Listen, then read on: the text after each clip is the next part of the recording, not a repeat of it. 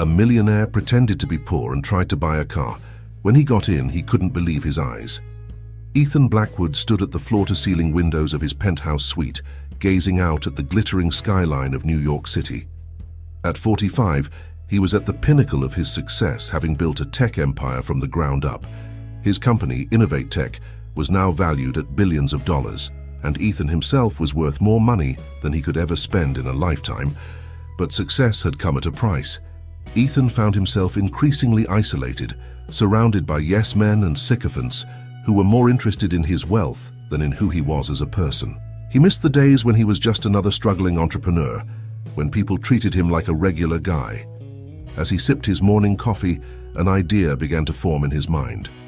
It had been years since he'd purchased a new car, having relied on a fleet of company vehicles and a personal chauffeur for so long. Perhaps it was time to indulge in a little luxury for himself. But more than that, Ethan saw an opportunity to conduct a social experiment, one that could potentially teach a valuable lesson about prejudice and the importance of treating all people with respect. He set down his coffee cup and walked to his closet, bypassing the rows of tailored suits and designer clothes. Instead, he reached for an old pair of jeans, a faded t-shirt, and a worn baseball cap. Donning these clothes, he looked at himself in the mirror. The transformation was remarkable. Gone was the polished CEO. In his place stood a man who could easily be mistaken for a blue-collar worker or a retiree on a fixed income. Ethan smiled at his reflection. "Time to see how the other half lives," he murmured to himself. He left his penthouse, taking the service elevator down to the underground parking garage. Instead of his usual luxury car, he climbed into an old, dented pickup truck he kept for occasions when he wanted to remain incognito. As he pulled out onto the bustling streets of Manhattan, Ethan felt a sense of excitement he hadn't experienced in years. His destination was the Upper East Side, where two of the city's most prestigious luxury car dealerships stood less than a block apart from each other. Both were known for their high-end vehicles and exclusive clientele. Ethan had chosen them carefully, having researched their reputations and customer reviews online. The first dealership, Elite Motors, had a sterling reputation among the wealthy elite. Their showroom was a marvel of modern architecture, all gleaming glass and polished chrome. As Ethan parked his battered truck across the street, he could see the rows of gleaming luxury vehicles through the expansive windows. Taking a deep breath, he stepped out of the truck and made his way across the street. As he approached the entrance, he noticed a few well-dressed people giving him curious and somewhat disdainful looks. Ethan ignored them, pushing open the heavy glass door and stepping into the air-conditioned interior of Elite Motors. The showroom was even more impressive from the inside. Spotlights illuminated each vehicle, making them shine like jewels. The floor was so highly polished that Ethan could see his reflection in it. Soft, classical music played in the background, adding to the atmosphere of refined luxury. For a moment, Ethan stood just inside the entrance, taking it all in. He noticed several salespeople engaged in conversation with customers who were dressed in expensive suits and designer dresses. None of them so much as glanced in his direction. Gathering his resolve, Ethan approached the nearest salesperson, a young man in an impeccably tailored suit who was arranging brochures on a nearby desk. "Excuse me," Ethan said politely. "I was hoping to get some information about your latest models." The salesman looked up, his eyes quickly scanning Ethan from head to toe. A fleeting expression of distaste crossed his face before he managed to school his features into a neutral mask. "I'm sorry, sir," the salesman said, his tone cool and dismissive. "All of our sales representatives are currently with other customers. Perhaps you might want to try one of our more accessible dealerships downtown." Ethan blinked, taken aback by the blatant rudeness. "I'm interested in purchasing a luxury vehicle," he persisted. "Surely you have someone who could spare a few minutes to show me around." The salesman's lips thinned. "Sir, our vehicles start at prices well into six figures. I'm not sure that's within your budget. Now, if you'll excuse me, I have some important matters to attend to." With that, the salesman turned on his heel and walked away, leaving Ethan standing alone in the middle of the showroom. He looked around, hoping to catch the eye of another employee, but they all seemed suddenly very busy, studiously avoiding his gaze. Ethan felt a mix of emotions: anger at being so rudely dismissed, disappointment in the blatant display of prejudice, and a grim determination to see his experiment through to the end. He lingered for a few more minutes, examining some of the vehicles on display, but it became clear that no one was going to approach him or offer assistance. With a heavy heart, Ethan left Elite Motors, the sound of the door closing behind him feeling oddly final. As he walked back to his truck, he couldn't help but feel a sense of sadness. He had hoped that in this day and age, people would be more open-minded and less judgmental. Clearly, he had been mistaken. But Ethan's experiment wasn't over yet. There was still one more dealership to visit. As he climbed back into his truck, he found himself hoping that his experience at the next place would be different. Little did he know that his next stop would not only restore his faith in humanity, but also set in motion a chain of events that would change lives and shake the very foundations of the luxury car industry. As Ethan drove the short distance to the second dealership, Prestige Automobiles, he found himself reflecting on his experience at Elite Motors. The sting of rejection and the blatant discrimination he had faced weighed heavily on his mind. It was a stark reminder of the prejudices that still existed in society, even in places that prided themselves on sophistication and class. Prestige Automobiles had a different aesthetic from Elite Motors. While still unmistakably upscale, there was a warmth to the building's facade that felt more inviting. The showroom windows were adorned with tasteful displays that highlighted the cars without being ostentatious. Ethan parked his truck and took a moment to compose himself before heading inside. He was determined to maintain his disguise and give this dealership the same opportunity he had given Elite Motors. As he pushed open the door, a small bell chimed softly announcing his entrance. The interior of Prestige Automobiles was elegant, but not intimidating. The cars were arranged to allow easy viewing and access, and the lighting was warm and welcoming rather than stark and showy. Almost immediately, a middle-aged woman with a kind face approached him. Her name tag identified her as Sarah Thompson, sales manager.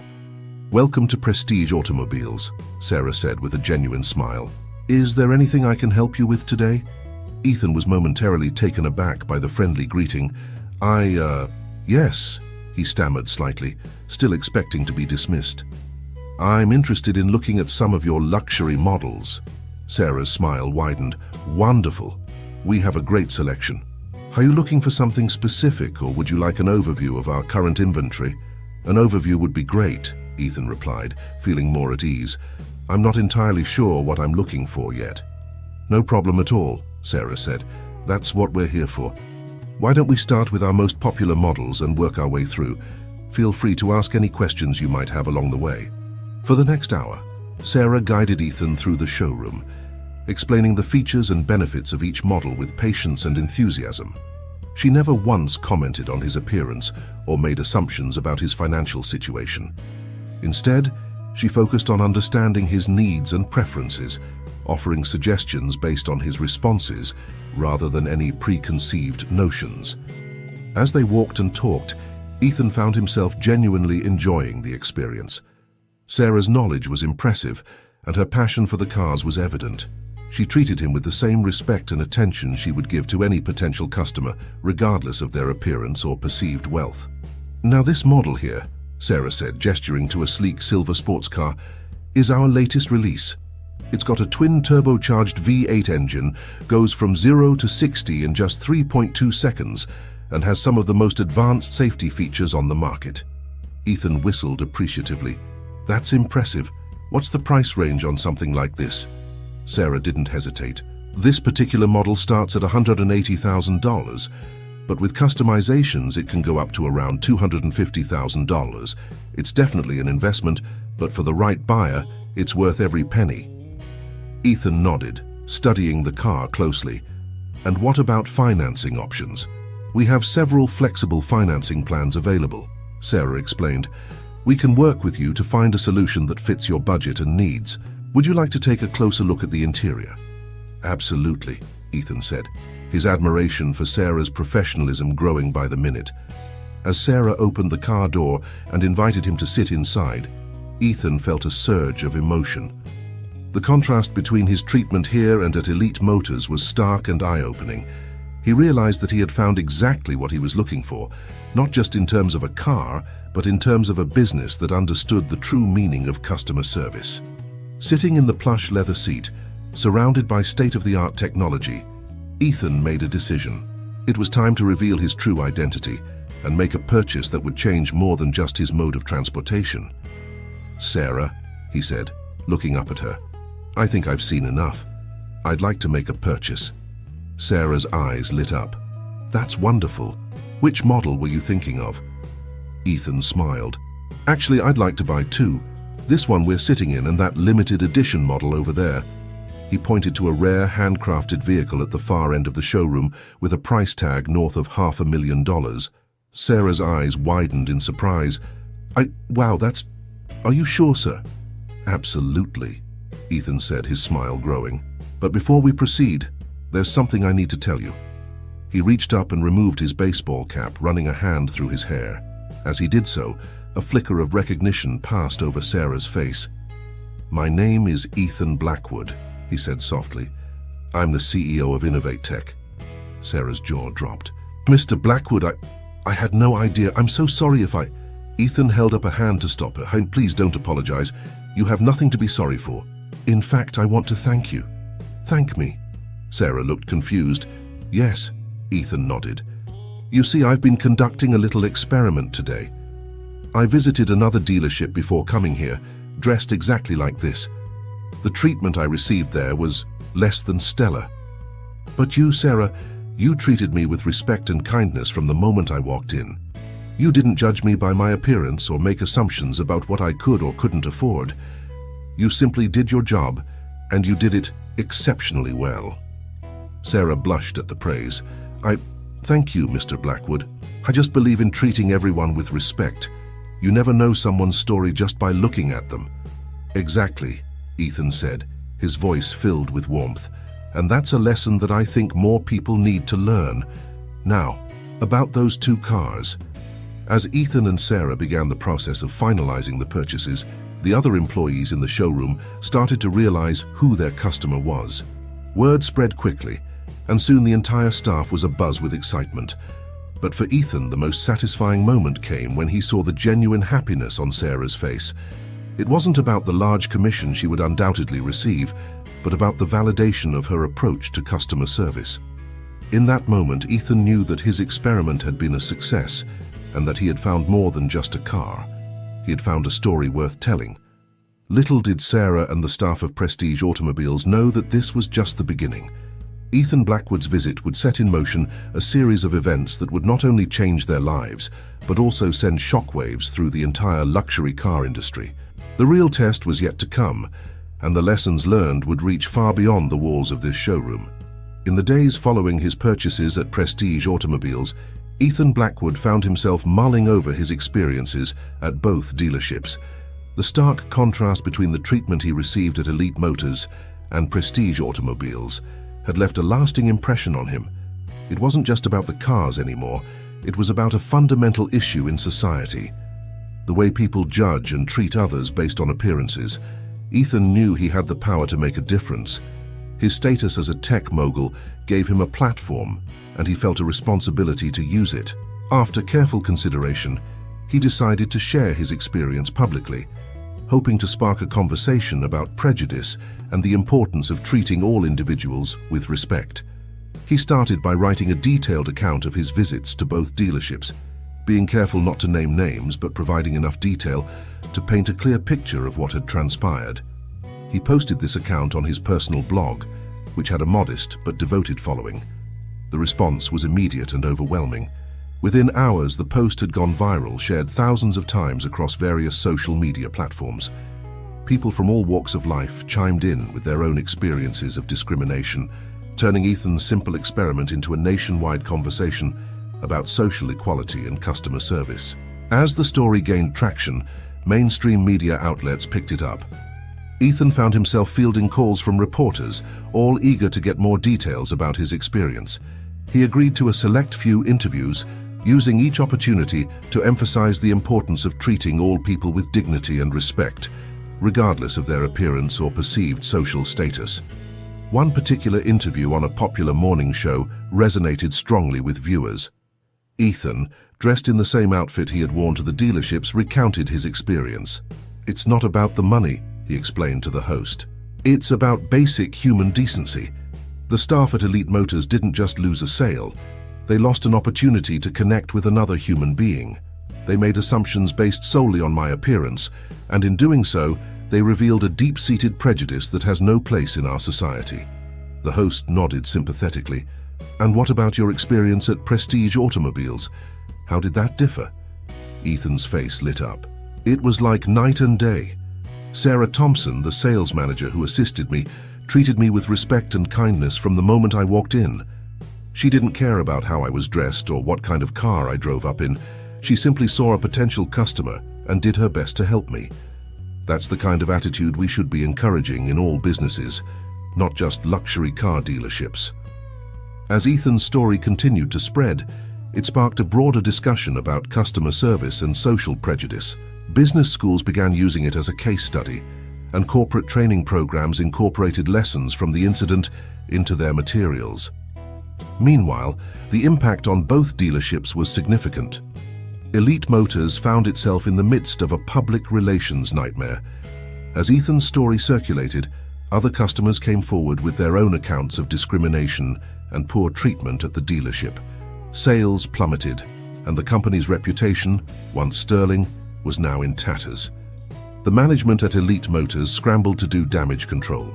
They issued a public apology, promising to overhaul their training programs and implement new policies to ensure all customers were treated with respect. But the damage was done. The luxury car market was competitive, and customers had long memories. In contrast, Prestige Automobiles saw a surge in business. People were drawn to the dealership that had treated Ethan with respect, regardless of his appearance. Sarah Thompson, the sales manager who had assisted Ethan, became something of a local celebrity. She was interviewed by several media outlets, always emphasizing the importance of treating all customers with equal respect and dignity. "It's not just about making a sale," Sarah explained in one interview. "It's about building relationships. Every person who walks through our doors deserves our full attention and respect. You never know someone's story, and it's not our job to judge. Our job is to help, to listen, and to provide the best service we can." Ethan watched all of this unfold with a mix of satisfaction and contemplation. He was glad that his experiment had sparked such an important conversation, but he also realized that there was more work to be done. The incident had exposed a deeper issue in society, one that went beyond luxury car dealerships and into the very fabric of human interaction. Ethan knew that he had stumbled upon something important, and he felt a growing sense of responsibility to do more. As the media frenzy began to die down, Ethan found himself reflecting on the broader implications of his experience. He realized that what had happened at Elite Motors wasn't an isolated incident, but rather a symptom of a larger problem in society. It was a problem that manifested itself in various forms, across different industries and social situations. With this realization came a new sense of purpose. Ethan decided to use his resources and influence to tackle the issue of prejudice and discrimination on a larger scale. He began by reaching out to experts in sociology, psychology, and business ethics, seeking to understand the root causes of discriminatory behavior in customer service settings. Through these conversations, Ethan learned about implicit bias, the unconscious attitudes or stereotypes that affect our understanding, actions, and decisions. He discovered that many people, even those who consciously rejected prejudice, could still harbor unconscious biases that influence their behavior. Armed with this knowledge, Ethan set out to create a foundation dedicated to promoting equality and respect in customer service. He named it the Equal Treatment Initiative, ETI, and its mission was to educate businesses and individuals about the importance of fair and respectful treatment for all customers, regardless of their appearance, background, or perceived social status. The ETI developed training programs for businesses, focusing on recognizing and overcoming implicit biases. They created workshops that used role-playing exercises to help employees understand how it felt to be on the receiving end of discriminatory treatment. The foundation also established a certification program for businesses that demonstrated a commitment to equal treatment of all customers. As the ETI gained momentum, Ethan found himself spending more and more time on this new venture. He began to step back from his day-to-day responsibilities at Innovate Tech, delegating more to his trusted team of executives.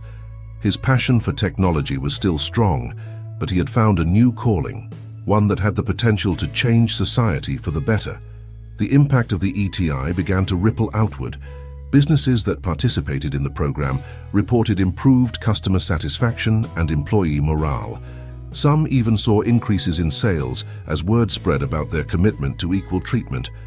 But not everyone was receptive to Ethan's message. Some business owners bristled at the suggestion that they or their employees might harbor prejudices.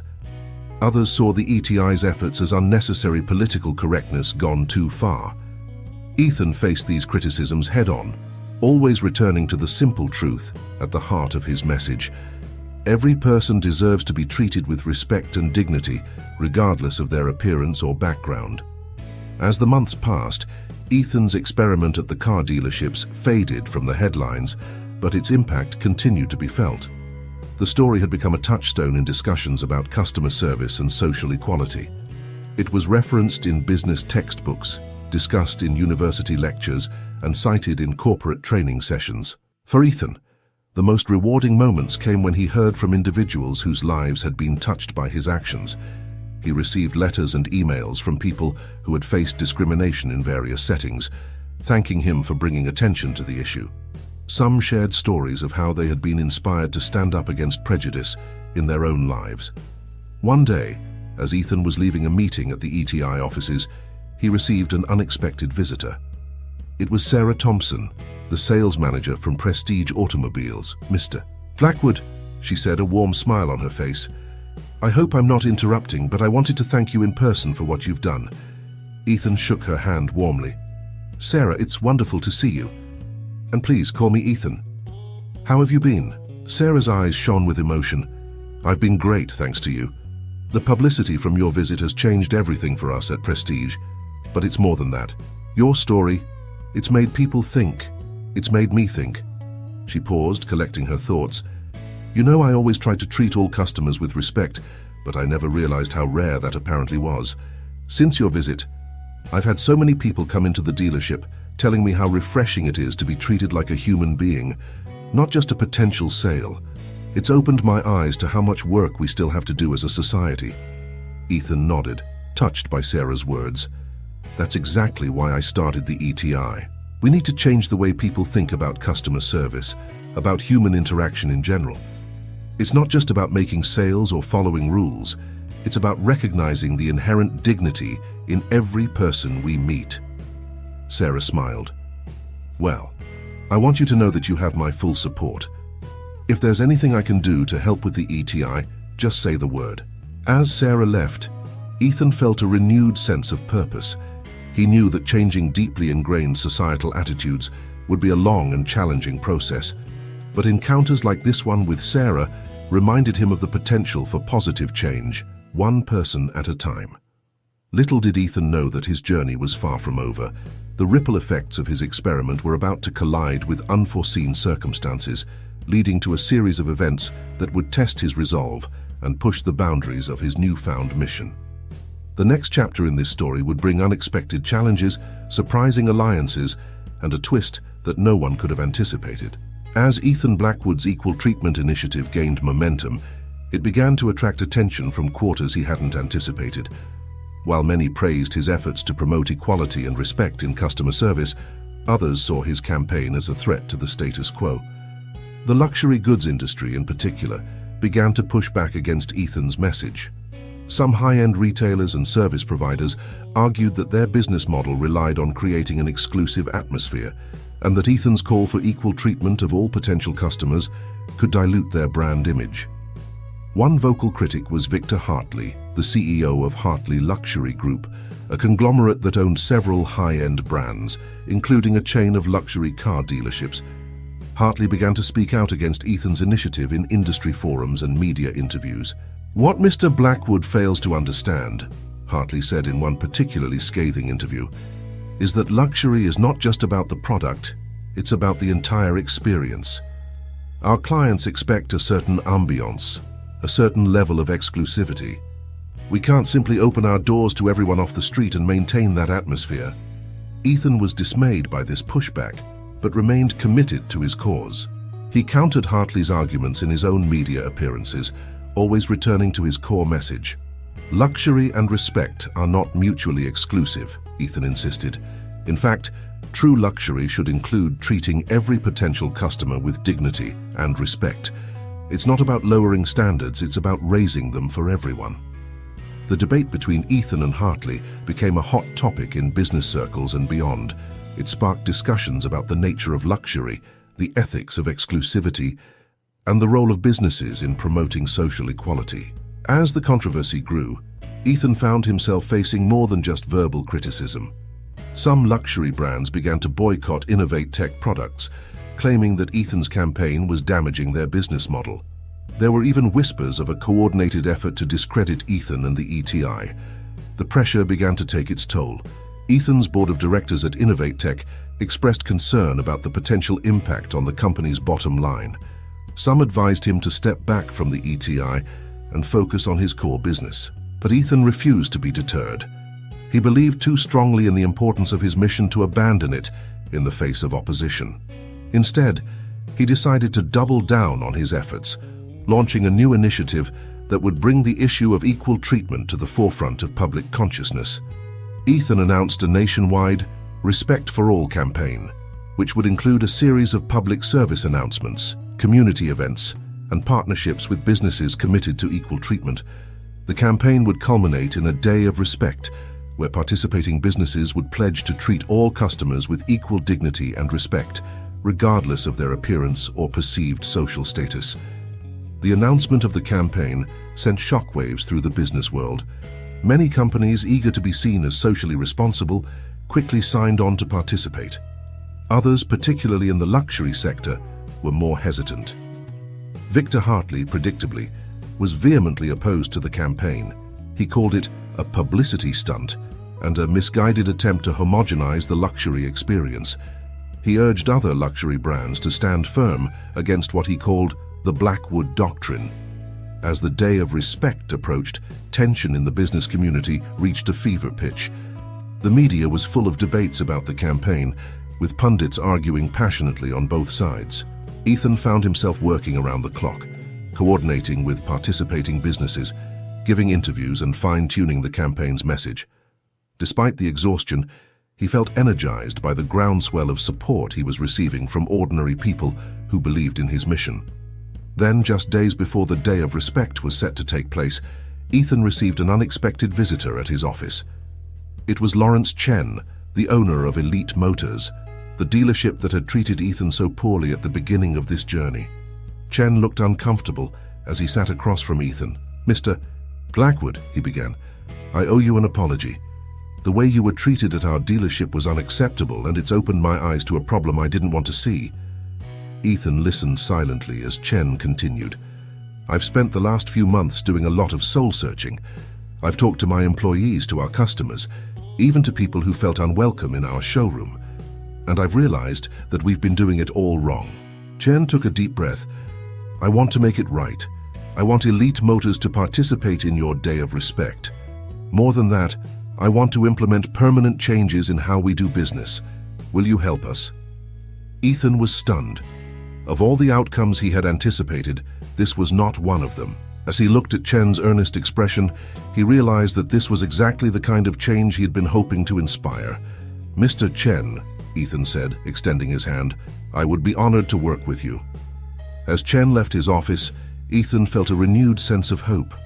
If someone like Lawrence Chen could have a change of heart, perhaps real, lasting change was possible. But even as Ethan celebrated this small victory, he was unaware of the storm that was brewing. Victor Hartley and his allies were preparing to launch a counter-offensive that would shake the foundations of Ethan's campaign and force him to confront challenges he never saw coming. The stage was set for a showdown that would not only determine the fate of the Day of Respect, but also test the limits of Ethan's commitment to his cause. As the clock ticked down to the big day, tensions rose, alliances shifted, and the true battle for the soul of customer service was about to begin. The day before the scheduled Day of Respect, Ethan Blackwood sat in his office, surrounded by a whirlwind of activity. His team was working tirelessly, coordinating with participating businesses, fielding media inquiries, and putting the final touches on the nationwide event. The atmosphere was electric with anticipation and nervous energy. Suddenly, Ethan's assistant burst into the room, her face pale. "Mr. Blackwood, you need to see this," she said, handing him a tablet. Ethan's heart sank as he read the breaking news headline, "Luxury Brands Unite Against Day of Respect. Boycott Announced."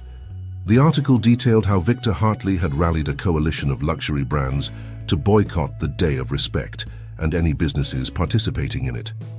The group, calling themselves the Luxury Alliance, released a statement denouncing Ethan's campaign as an attack on the very essence of luxury and exclusivity. As Ethan scrolled through the article, he felt a mix of anger and disappointment. He had expected some pushback, but nothing of this magnitude. The Luxury Alliance's boycott threatened to undermine everything he had worked for. Just as Ethan was about to call an emergency meeting with his team, his phone rang. It was Sarah Thompson from Prestige Automobiles. "Ethan, have you seen the news?" Sarah's voice was tense. "I have," Ethan replied grimly. "How bad is it on your end?" Sarah sighed. "It's not good. We've already had several high-end suppliers threaten to cut ties with us if we participate in the Day of Respect. Some of our wealthiest clients are expressing concerns too. Ethan, I believe in what we're doing, but this could potentially ruin us." Ethan felt a pang of guilt. He had started this campaign to make a positive change, not to put good people like Sarah out of business. "I understand, Sarah. I never meant for this to hurt anyone. If you need to back out, I'll understand." There was a long pause on the other end of the line. Finally, Sarah spoke, her voice firm. "No, Ethan, we're not backing out. What we're doing is right, and I'm not going to let fear or threats change that. We're with you, whatever happens." Ethan felt a surge of emotion at Sarah's words. "Thank you, Sarah. You don't know how much that means to me." As he hung up the phone, Ethan knew he had a difficult decision to make.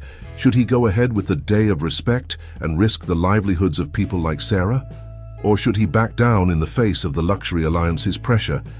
Ethan spent the next few hours in deep thought, weighing his options. He spoke with his team, with legal advisors, and with some of the businesses participating in the campaign. Opinions were divided, with some urging him to stand firm and others advising a strategic retreat. As the sun began to set, Ethan found himself standing at the window of his office, looking out over the city. The lights of countless buildings twinkled in the twilight, each one representing lives and livelihoods that could be affected by his decision. In that moment of quiet reflection, Ethan had an epiphany. He had been approaching this all wrong. This wasn't a battle to be won or lost. It was an opportunity for dialogue and understanding. With renewed determination, Ethan turned to his computer and began to type. He crafted a carefully worded open letter to Victor Hartley and the Luxury Alliance. In it, he acknowledged their concerns about maintaining the exclusivity of their brands, but he also challenged them to consider a new perspective. True luxury, Ethan wrote, is not about exclusion, but about excellence. It's about providing an exceptional experience to every person who walks through your doors, regardless of their appearance or background. It's about recognizing the inherent dignity in every human being and treating them accordingly. He went on to propose a compromise. Instead of a boycott, Ethan invited the Luxury Alliance to participate in the Day of Respect on their own terms. He suggested they use the day to showcase how exceptional customer service could enhance rather than diminish the luxury experience. "Let's turn this day into a celebration of what true luxury can be," Ethan concluded. "Let's show the world that respect and excellence go hand in hand." After reading and rereading the letter several times, Ethan took a deep breath and hit send. He knew it was a long shot, but he felt it was the right thing to do. What happened next would take everyone by surprise. The response came faster than Ethan had anticipated. Just 2 hours after he sent the letter, his phone rang. It was Victor Hartley himself. "Mr. Blackwood," Hartley's voice was gruff but not hostile. "I received your letter. I must say it's given me something to think about." Ethan held his breath as Hartley continued. I still have reservations about this campaign of yours, but I appreciate your willingness to see our side of things. Perhaps we've both been too entrenched in our positions. What are you suggesting, Mr. Hartley? Ethan asked cautiously. I'm suggesting a meeting tonight, you, me, and a few key members of the Luxury Alliance. Let's see if we can find some common ground before this day of respect of yours. Ethan felt a glimmer of hope. I'd be happy to meet Mr. Hartley. Just tell me when and where. As he hung up the phone, Ethan realized that this could be the turning point he had been hoping for. The Day of Respect was no longer just about customer service. It had become a catalyst for a much larger conversation about values, respect, and the future of business. As Ethan prepared for the meeting that could change everything, he couldn't help but marvel at how far this journey had taken him. From a simple experiment at 2 car dealerships to a nationwide campaign that had stirred up a hornet's nest in the business world, it had been a wild ride. But the most crucial part of the journey was yet to come. As Ethan left his office and headed into the night, he knew that the next few hours would determine not just the fate of the Day of Respect, but potentially the course of his life's work. Little did he know that the biggest surprise of all was still waiting for him, a revelation that would shake the very foundations of everything he thought he knew about this situation. The night air was crisp as Ethan stepped out of his car in front of the Hartley Luxury Group's headquarters. The building, a sleek skyscraper of glass and steel, loomed over him, its illuminated logo a beacon in the darkness. As he walked through the revolving doors into the opulent lobby, Ethan felt a mix of anticipation and nervousness. A receptionist guided him to a private elevator, which whisked him up to the top floor. As the doors opened, Ethan found himself in a tastefully decorated conference room.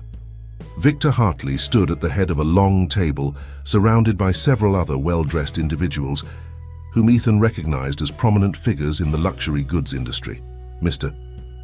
Blackwood, Hartley said, extending his hand. Thank you for coming on such short notice. Ethan shook Hartley's hand firmly. Thank you for the invitation, Mr. Hartley. I appreciate your willingness to discuss this matter. As they all took their seats, Ethan couldn't help but notice the tense atmosphere in the room. The members of the Luxury Alliance regarded him with a mix of curiosity and skepticism. Hartley cleared his throat. Mr. Blackwood, we've read your letter, and I must say it's given us pause for thought. While we still have concerns about your Day of Respect campaign, your perspective on luxury and excellence is intriguing. Ethan leaned forward, sensing an opportunity. I'm glad to hear that, Mr. Hartley. I believe there's a way for us to find common ground here. Luxury and respect aren't mutually exclusive. In fact, I'd argue that true luxury is impossible without respect. For the next 2 hours, Ethan engaged in a passionate discussion with Hartley and the other luxury brand representatives. He shared stories from his experiences, including his initial visit to Elite Motors and the contrast with Prestige automobiles. He talked about the feedback he'd received from people who had faced discrimination in luxury settings and how it had affected their perception of those brands. As the night wore on, Ethan could see the attitudes in the room slowly shifting. The initial hostility gave way to thoughtful consideration and then to cautious interest. One of the luxury brand CEOs, a woman named Isabella Chen, spoke up. Mr. Blackwood, I must admit I came here tonight prepared to dismiss your ideas entirely, but you've given me a lot to think about. Perhaps we've been too focused on exclusivity at the expense of basic human decency. Hartley nodded slowly. I'm inclined to agree. We've prided ourselves on creating an exclusive experience, but at what cost? If we're alienating potential customers and creating negative associations with our brands, are we really serving our own interests? Ethan felt a surge of hope. That's exactly my point. Luxury shouldn't be about making people feel unwelcome or unworthy. It should be about making everyone feel special, regardless of their appearance or background. That's the kind of luxury people will truly value and remember. As the meeting continued, ideas began to flow. The luxury brand representatives started to brainstorm ways they could participate in the Day of Respect while maintaining their brand identity. They discussed training programs for their staff, ways to make their stores more welcoming without losing their upscale ambience, and even the possibility of creating special edition products that celebrated diversity and inclusivity. By the time the meeting wrapped up in the early hours of the morning, a remarkable transformation had taken place. The Luxury Alliance, once Ethan's staunch opponents, had become cautious allies in his mission. Hartley stood up, a tired but genuine smile on his face. "Mr. Blackwood, Ethan, I think we've made some real progress here tonight. The Luxury Alliance will not only withdraw its opposition to the Day of Respect, but we'd like to actively participate, with some adjustments to the implementation, of course." Ethan could hardly believe what he was hearing. "Mr. Hartley, I'm overwhelmed. This is more than I could have hoped for." As they shook hands, Hartley's expression turned serious. "I must warn you, though, not everyone will be as open to change as we've been tonight. There are some in our industry who will see this as a threat to their way of doing business. Be prepared for some pushback." Ethan nodded, sobered by the warning but still elated by the night's outcome. "I understand, but with your support, I believe we can make a real difference." As Ethan left the building and stepped into the pre-dawn light, he felt a renewed sense of purpose. The Day of Respect was no longer just his campaign. It had become a collaborative effort between his organization and some of the most influential names in the luxury industry. But even as he celebrated this unexpected victory, Ethan couldn't shake the feeling that there was more to this story than met the eye. Hartley's warning echoed in his mind, and he couldn't help but wonder what challenges still lay ahead. Little did Ethan know that the biggest revelation was yet to come, a twist that would shed new light on the entire situation and force him to reconsider everything he thought he knew about his mission and the people involved.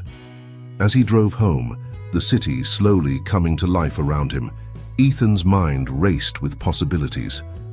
The Day of Respect was less than 24 hours away, and it promised to be unlike anything he or the business world had ever seen before. The stage was set for a day that would change lives, challenge perceptions, and perhaps, just perhaps, start a revolution in the way businesses interact with their customers. But as with any revolution, there would be unexpected turns, hidden agendas, and revelations that would test the resolve of everyone involved. As the sun rose on what promised to be a momentous day, Ethan Blackwood had no idea that his journey was far from over. In fact, the most crucial part was just beginning. The Day of Respect dawned bright and clear, with an air of anticipation hanging over the city. Ethan had spent the early hours of the morning coordinating with his team, making last-minute adjustments to accommodate the Luxury Alliance's participation. As he walked down the bustling streets, Ethan could see signs of the campaign everywhere. Storefronts displayed Day of Respect posters, employees wore special pins, and there was a palpable sense of positivity in the air. His first stop was Prestige Automobiles, where Sarah Thompson greeted him with a wide smile. "Ethan, can you believe this? We've had more foot traffic in the first hour than we usually see in a day, and people are so appreciative of the way we're treating them." Ethan beamed, feeling a sense of pride in what they had accomplished, but his joy was short-lived as his phone buzzed with an urgent message. It was from Victor Hartley. "Ethan, we need to talk.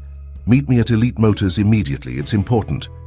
Puzzled and slightly concerned, Ethan made his way to Elite Motors. As he approached the dealership, he was surprised to see a crowd gathered outside. Victor Hartley stood at the entrance looking uncharacteristically nervous.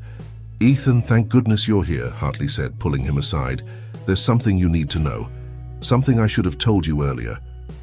Before Hartley could continue, the crowd parted and a familiar face emerged. It was Lawrence Chen, the owner of Elite Motors, but he wasn't alone. By his side was an elderly man Ethan had never seen before. "Mr. Blackwood," Chen said, his voice trembling slightly, "I'd like you to meet someone. This is Harold Thompson, Sarah's father." Ethan's mind reeled. Sarah's father? What was going on? Harold Thompson stepped forward, his eyes filled with emotion. "Mr. Blackwood, I owe you an apology and an explanation." Over the next few minutes, Harold revealed a truth that left Ethan stunned. It turned out that Harold had been the true owner of both Elite Motors and Prestige Automobiles. Years ago, he had set up the two dealerships as an experiment in business practices, putting his daughter Sarah in charge of Prestige while leaving Elite under different management.